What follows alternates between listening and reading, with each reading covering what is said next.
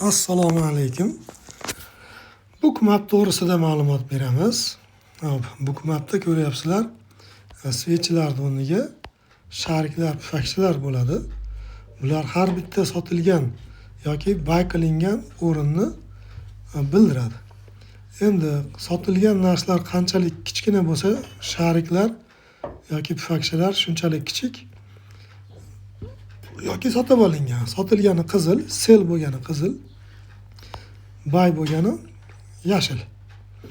Endi bundan tashqari Bookmapda nima afzalliklari bor? Mana pastdagi to'lqin siz ko'rayotgan yashil va qizil to'lqin turibdi va havo rang bilan oranjvoy to'lqin ham turibdi. Bular nimalar?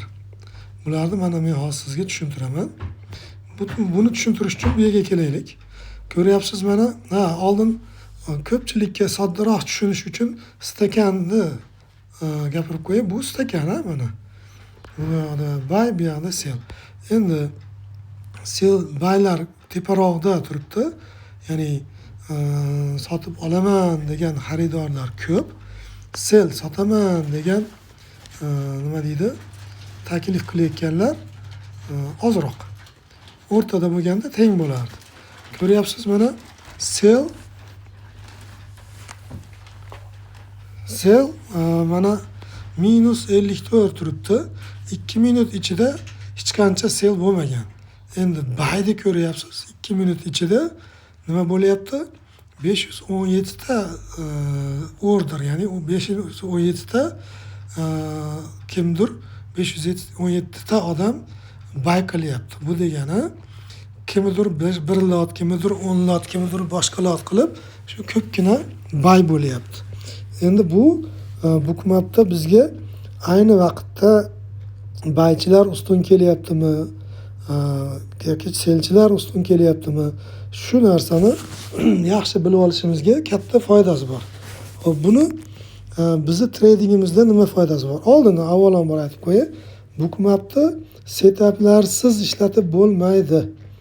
O'zingizni setapingiz bo'lsa, aytaylik, Elliott Wave deysizmi, QM deysizmi, SK strategiya deysizmi yoki boshqa sohada boshqa strategiya bilan ishlaydigan bo'lsangiz ham o'sha o'zingizni tortib qo'ygan belgilaringiz, u trend line bo'ladimi yoki boshqa bir belgi bo'ladimi? Sizni kutayotgan joyingizga kelganda mana shu joyda joyingizga keldida tepaga chiqib ketdi narx, yana keyin qaytib tushdi misol uchun. Endi siz sell deb turgan edingiz. Bu yana ozgina tepaga chiqish ehtimoli bor bo'lib turibdi mana buylardan kelib chiqib. Ya'ni shuni ko'rib tursangiz, checha teparoqdan men shuni kutgan edim, sellga kirgan edim. Mana buylarning hisobiga nima bo'ldi? Meni qilgan sellarim oqib ketdi. Jicha oldinroq kirib qo'yibman, keyin men aytgan tomonga ketdi deyishingiz mumkin-ku.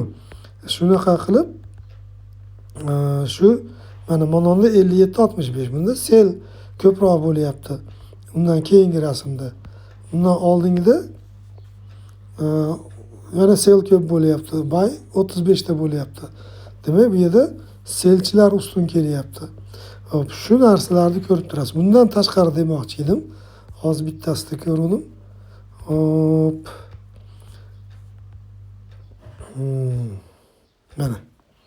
Ko'ryapsizlar? Iceberg bilan stop loss hunter.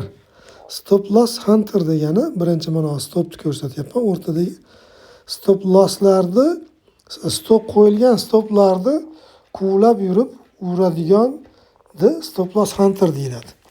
Ya'ni o'sha liquidity zonada stop qo'yilganlar ko'payib liquidity zonalar hosil qiladi.